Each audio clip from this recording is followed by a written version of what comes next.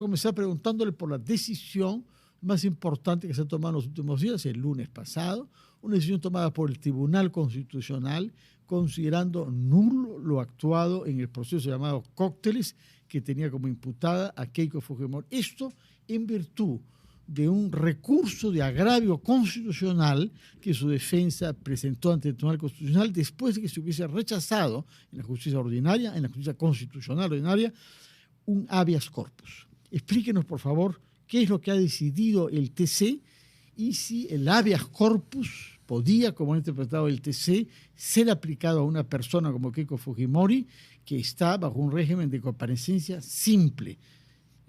Lo que pasa es que el Tribunal Constitucional hace toda una explicación para establecer una relación de conexidad entre el habeas corpus, que básicamente está orientado a proteger la libertad de un ciudadano, y establece una serie de correlaciones con otros aspectos para darle cierta fundamentación a la decisión.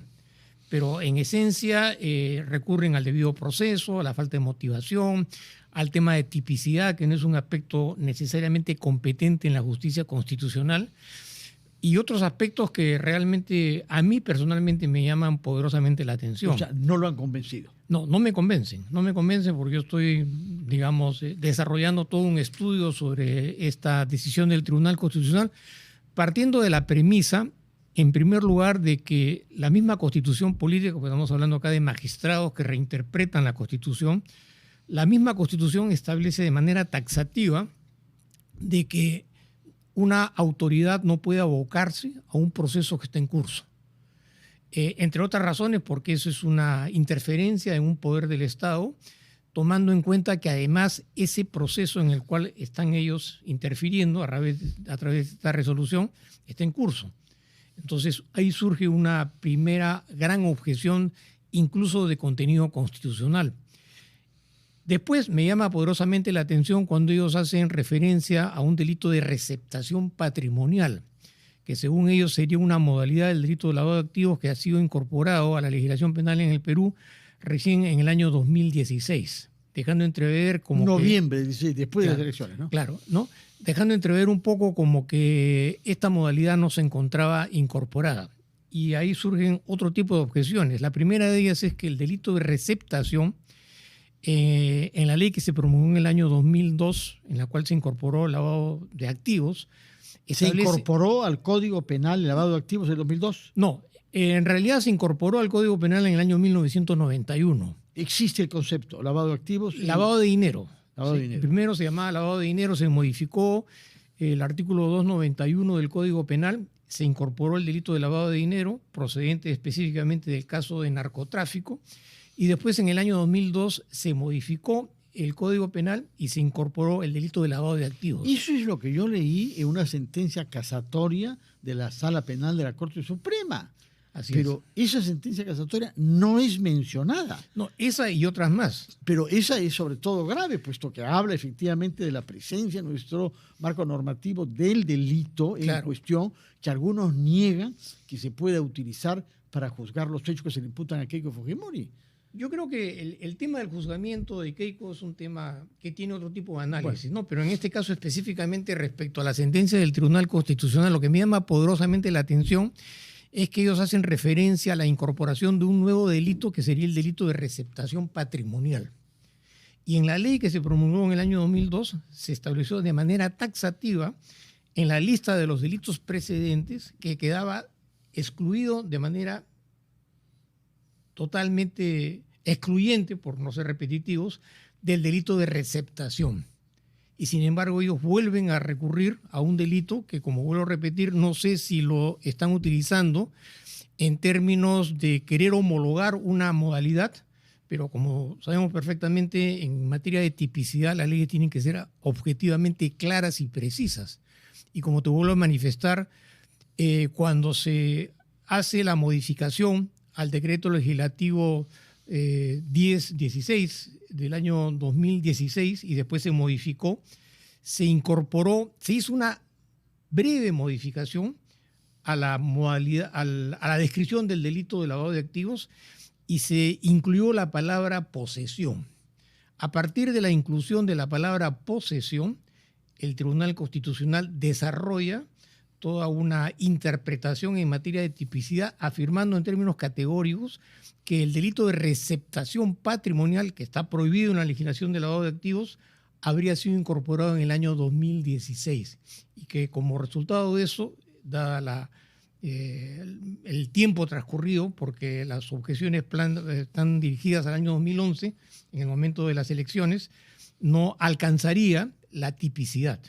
Entonces, eso no es correcto, porque como te acabo de manifestar, la receptación está excluida de manera taxativa de la legislación que tipifica el lavado de activos. Lo que usted siente en términos generales es que los jueces constitucionales que han votado 5 contra 2 no tienen mucha experiencia en derecho penal. No.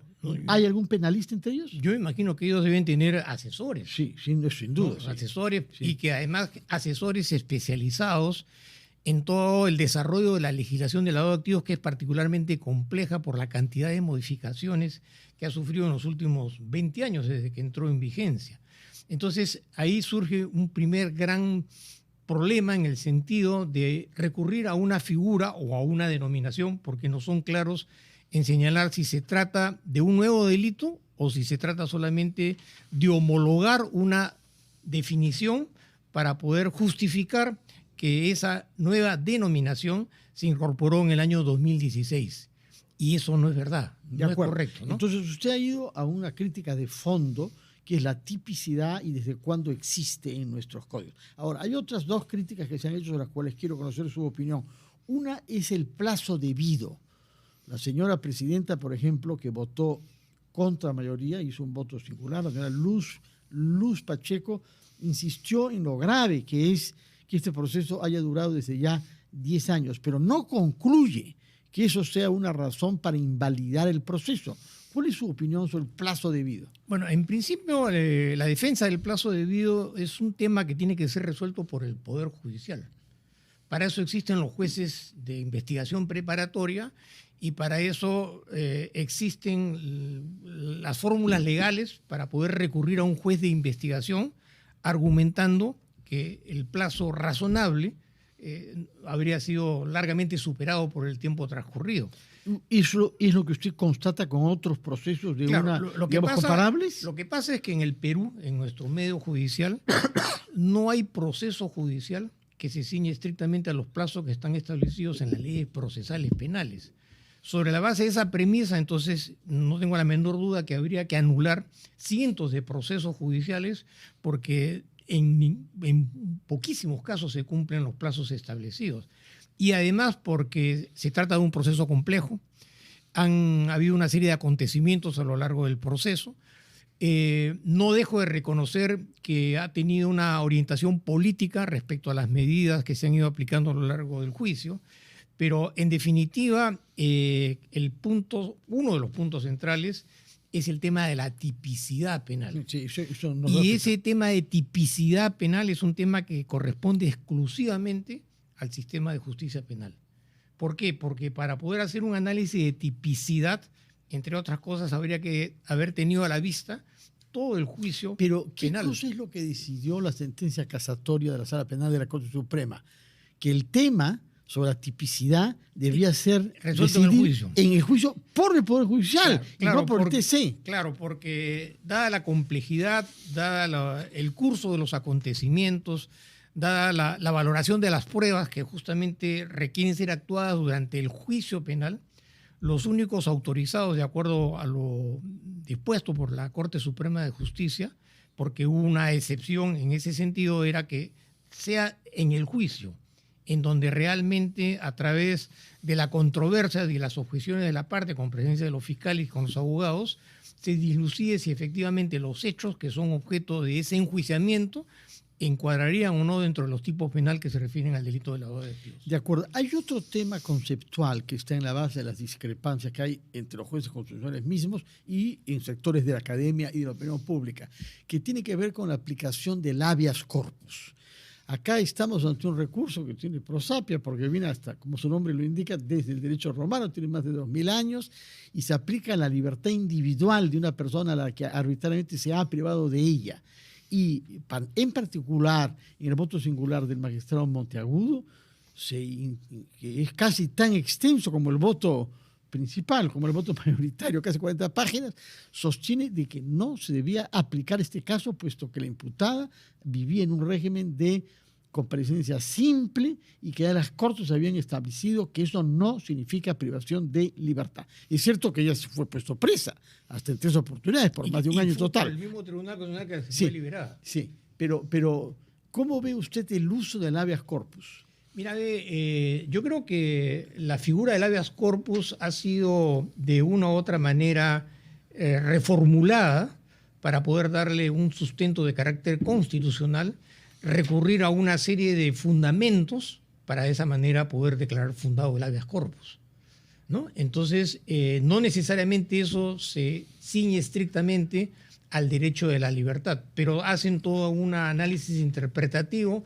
respecto a otros aspectos vinculados que tienen contenido constitucional para darle fortaleza al habeas corpus y a darle fortaleza a lo que resolvió el habeas corpus. Entonces, ahí yo creo que hay una serie de discrepancias de forma y de fondo que no necesariamente justificarían una decisión de tal magnitud sobre la base no solamente de un análisis en materia de tipicidad en los términos que he explicado, sino que no necesariamente encuadraría dentro de las exigencias para que sea una demanda de habeas corpus. Cuando usted habla de tal magnitud, está refiriéndose a las consecuencias que va a tener esto sobre otros procesos donde hay también dirigentes políticos acusados y hasta condenados por las mismas razones por las que se está enjuiciando Keiko Fujimori. Sí, por supuesto. Ahora, dependerá de cada uno de los casos, ¿no? Pero evidentemente esto genera una situación de desestabilización, no solamente en los casos propiamente de gran corrupción, sino que cualquier procesado que pudiera percibir o demostrar que los plazos se han excedido sin recurrir a la justicia penal ordinaria a través de los jueces de la investigación preparatoria en cuanto a la violación de un derecho, tendrían que recurrir a la justicia constitucional y sobre la base de eso declarar, digamos, no la nulidad, pero sí en alguna medida ordenan, ¿no?, al juez de la investigación preparatoria que emita un nuevo fallo. Ahora, yo creo que todavía hay que esperar cuál va a ser la decisión del Poder Judicial. ¿Pero cuál puede ser? ¿No es cosa juzgada lo que ha decidido el Tribunal Constitucional? No, porque el Tribunal Constitucional no puede juzgar. No, pero le ha encargado y ha ordenado al juez que ve el caso, claro, pero, de tomar... pero el juez también tiene... Ha ordenado, así dice está bien, pero parte resolutiva. El juez podría discrepar, evidentemente siempre y cuando fundamentara las razones en cuanto a cada uno de los fundamentos. Bueno, los fundamentos se los ha dado usted ahora, ¿no? Bueno, los 3 fundamentos. No solamente esa, hay otros más, ¿no? Sí. Pero que yo creo que todavía habría que esperar. Además, este es un tema que también compete de una u otra manera en la Corte Suprema de Justicia del Perú, porque hay plenos jurisdiccionales, hay casaciones respecto a las diferencias, por ejemplo, entre lo que significa la receptación y el delito de lavado de activos, que me imagino los magistrados de la Corte Suprema deben estar un poco sorprendidos sobre la forma y la manera como se está reinterpretando todos estos aspectos para ordenarle a un juez de la investigación preparatoria que emita un nuevo fallo. De acuerdo. ¿No? Permíteme que abuse un poco de usted en pocos minutos que nos quedan para que nos dé luz sobre otro caso que tiene confundida a mucha gente, que es el ir y venir entre la Junta Nacional de Justicia y el Ministerio Público, porque hay una decisión tomada para que se reincorpore la señora Delia Espinosa y el Jurado Nacional, la Junta Nacional de Justicia nos hizo saber hoy que eso concierne solamente a uno de los 4 casos por los cuales... Bueno, su opinión sobre esto. Bueno, yo lo que percibo es que hay una desestabilización en cuanto a quién debe dirigir el Ministerio Público. En esta decisión, entre otras cosas, se anula el proceso de investigación contra la doctora Benavides, se retrotrae a la etapa de la instrucción, con lo cual habría que esperar también cuál va a ser la forma y la manera como se resuelve ese proceso, porque ella ha sido ni más ni menos que también fiscal de la Nación. Sí. está el caso de la señora Espinosa y ahora resulta que tenemos un nuevo fiscal de la Nación. Tomás Galvez. Entonces hay posiciones encontradas, porque no solamente se trata de la presencia personal de cada uno de estos fiscales, sino que cada fiscal va con su propio equipo y cada cambio de fiscal significa sacar a los fiscales que están trabajando, restituir, hacer toda una serie de reordenamientos en un momento de crisis social frente a la criminalidad y la delincuencia, respecto a una serie de achaques o conjeturas que se plantean contra el Ministerio Público respecto a la responsabilidad que le asiste en la lucha contra la criminalidad. Estamos con un nuevo gobierno, entonces el Ministerio Público es una institución que tiene un papel sumamente preponderante en todo lo que significa la inseguridad ciudadana y evidentemente estar cuestionando directo o indirectamente o restituyendo a los fiscales o a los que han sido fiscales es un tema... Sí. Y para concluir, un tercer tema que es el rechazo por segunda vez de la solicitud de impedimento de salida al extranjero de la expresidenta Dina Boluarte. Mira, a ver, ya en un primer momento ha sido declarado infundado el pedido, ¿no? Yo creo que a la señora Boluarte no le convendría salir del país, porque... Depende de lo que quiera hacer saliendo. Claro, porque si evidentemente se trata de recurrir, por ejemplo, a la modalidad del asilo, eso es una prerrogativa que le podría corresponder a cada Estado en el sentido si aceptara o no aceptara. Pero por otro lado, la señora Boluarte salir del país y después tener que someterse a un proceso de extradición es también un tema particularmente riesgoso para ella. Porque si bien es cierto, a través de lo que ha resuelto el Parlamento, habría que ver si efectivamente en los casos en los que impera el antejuicio y la inmunidad presidencial, cuál va a ser la posición que asumiría la Subcomisión de Acusaciones Constitucionales para retirarle. Pero por otro lado, hay procesos en los que no está involucrado el tema de la inmunidad. Entonces, yo creo que hay diferentes... Los que tienen que ver con actividad desarrollada antes de que ser ella fuera ministra y de ser ser vicepresidenta, ¿no? Entonces, son una serie de circunstancias que, a mi entender, van más allá del mero impedimento de salir o no salir del país. Acá hay un tema de fondo que va a tener que ser resuelto, me imagino yo, en los próximos años, dependiendo de la situación que asuma el nuevo Parlamento, porque estos procesos todavía van a durar bastante tiempo, dependiendo del curso de los juicios en los cuales no hay inmunidad, y todas esas circunstancias tendrán que ser evaluadas por ella. Muy bien, muchas gracias, doctor Lamas Pucho, por sus amables explicaciones sobre 3 temas diferentes, uno bien complejo, y nos ha dicho cosas que no habíamos escuchado con frecuencia, respecto de la sentencia del Tribunal Constitucional anulando el proceso por lavado de activos que se seguía aquí con Fujimori, pero también lo que nos ha dicho sobre el tema de la señora